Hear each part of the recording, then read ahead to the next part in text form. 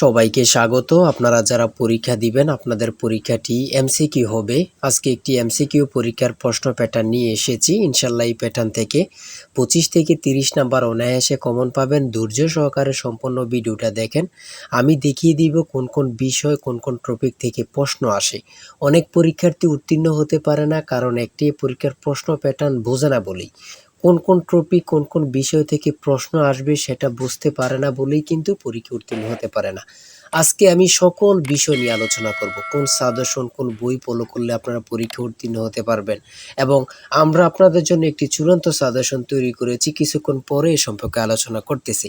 আপনাদের পরীক্ষাটি এমসিকিউ হবে। যেমন এখানে 1 নম্বরে রয়েছে বর্তমান অন্তর্বর্তীকালীন সরকার গঠিত হয়েছিল কত তারিখে। এখানে 4টা অপশন দেয়া থাকবে, যে অপশনটা সঠিক। মনে করেন এখানে এই অপশনটা সঠিক 8 আগস্ট 2024, তাহলে আপনারা বরাট করতে হবে গ নাম্বার। ঠিক আছে, এখানে বরাট করলে আপনারা নাম্বারটি পেয়ে যাবেন।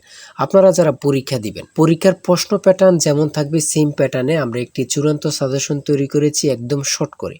পরীক্ষার প্রশ্ন প্যাটার্ন যেমন থাকবে সেম প্যাটার্নে সাজেশনটি তৈরি করেছি। সাজেশনটি নিতে স্ক্রিনে দেওয়া হোয়াটসঅ্যাপ নাম্বার রয়েছে, ইমো নাম্বার রয়েছে, দুটোর মধ্যে যে কোনো একটি মেসেজ করে সাজেশনটি সংগ্রহ করুন। সাজেশনের মূল্য 100 টাকা। আমি বলি 4 থেকে আমাদের সাজেশনটি সংগ্রহ করবেন। শুধু পড়ে আমাদের সাজেশনটি পড়ে পরীক্ষা দিতে গেলে আপনি উত্তীর্ণ হয়ে যাবেন। যারা চাকরির কারণে, বিভিন্ন কাজের কারণে, অথবা পড়ালেখা একটু দুর্বল, বোঝেন কম, তারা প্রত্যেকে আমাদের সাজেশনটি সংগ্রহ করবেন। ইনশাল্লাহ আপনি পরীক্ষায় পাশ করবেন। তাই বেশি কথা বলবো না, যারা বোঝেন একটুতেই বুঝে যান। আশা করি প্রত্যেকে সাজেশনটি সংগ্রহ করবেন। আমি প্রশ্ন প্যাটার্ন সমাধানে চলে যাচ্ছি। এখানে রয়েছে 1 নম্বরে বর্তমান অন্তর্বর্তীকালীন সরকার গঠিত হয়েছিল কত তারিখ, 8 আগস্ট 2024। এখানে রয়েছে রূপপুর পারমাণবিক বিদ্যুৎ কেন্দ্র কোন দেশের সহায়তায় তৈরি করা হচ্ছে। সঠিক উত্তর হচ্ছে কোনোটি নয়, কারণ রাশিয়ার সহায়তায় তৈরি করা হচ্ছে। এখানে অপশনে নেই বলেই কিন্তু কোনোটি নয়। ঠিক আছে, সঠিক উত্তর হয়েছে। তারপরে 3 নম্বরে যেটি রয়েছে খুবই গুরুত্বপূর্ণ একটি প্রশ্ন, বাংলাদেশের সংবিধান কবে কার্যকর হয়।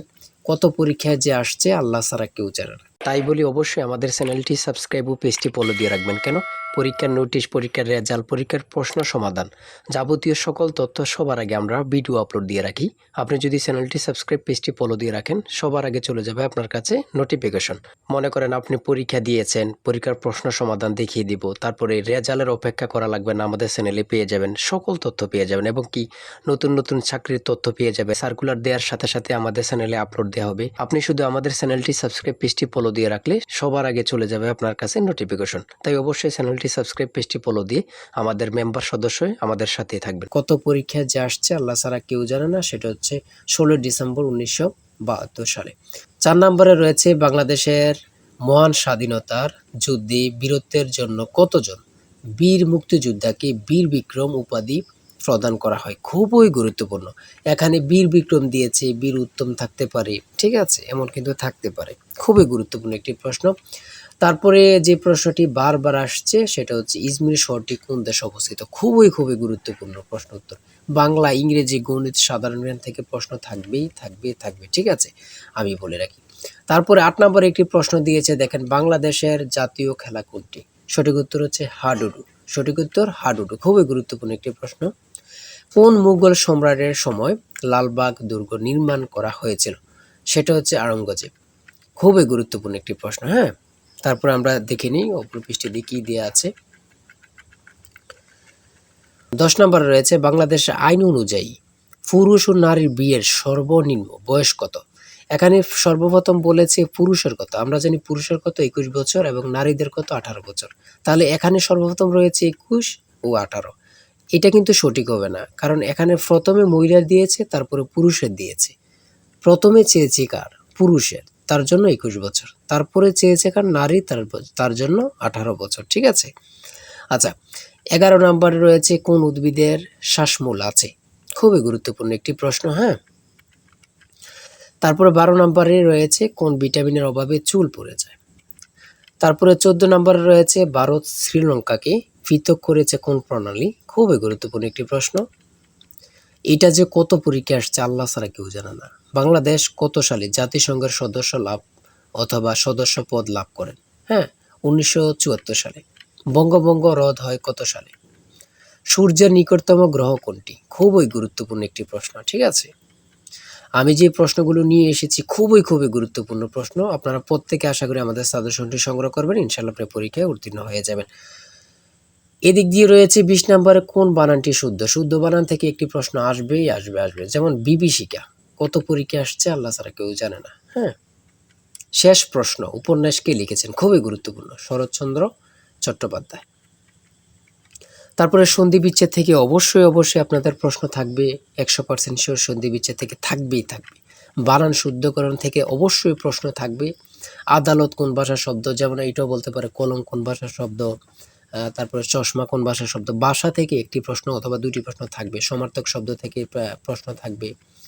এগুলা থাকবেই থাকবে। বিভিন্ন কবি থেকে অবশ্যই প্রশ্ন থাকবে। ঠিক আছে? এগুলো কিন্তু খুবই গুরুত্বপূর্ণ। আপনারা দেখে যাবেন, খুবই গুরুত্বপূর্ণ। হ্যাঁ?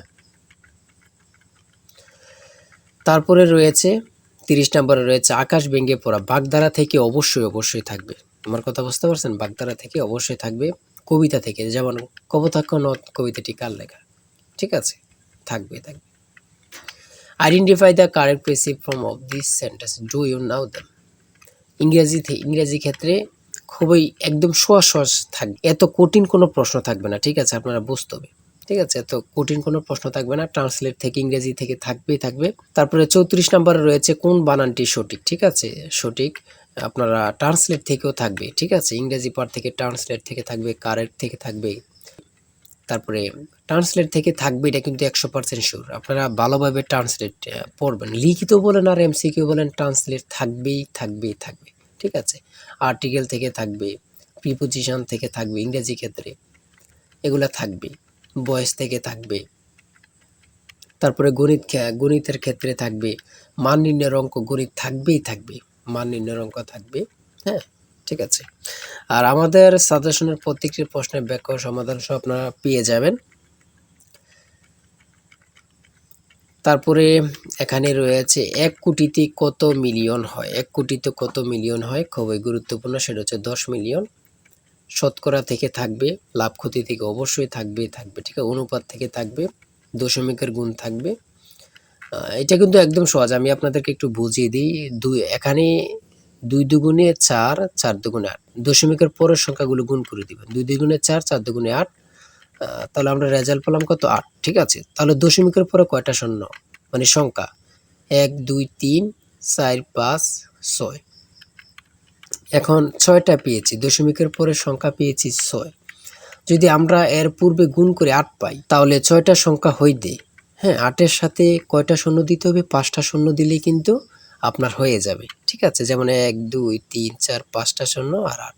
সঠিক উত্তর হচ্ছে ক। ঠিক আছে? বুঝলে কিন্তু একদম সহজ এগুলো।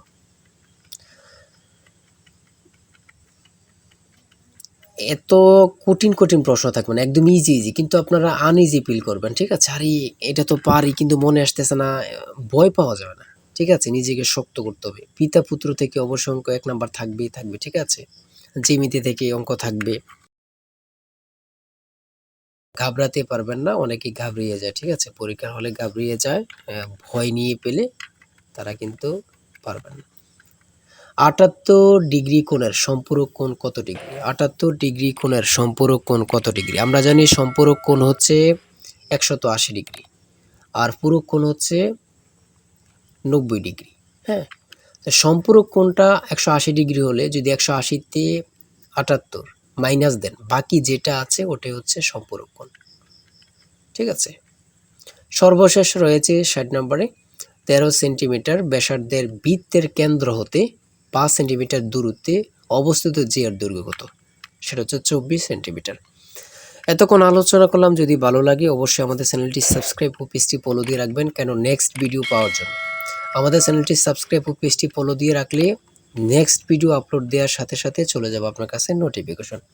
তাই অবশ্যই বলে রাখি, যারা আমাদের সাজেশনটি সংগ্রহ করতে চান, এই নাম্বার স্ক্রিনে দেওয়া এই নাম্বার হোয়াটসঅ্যাপ ইমো রয়েছে, যে কোনো একটা মেসেজ করে সাজেশনটি সংগ্রহ করুন।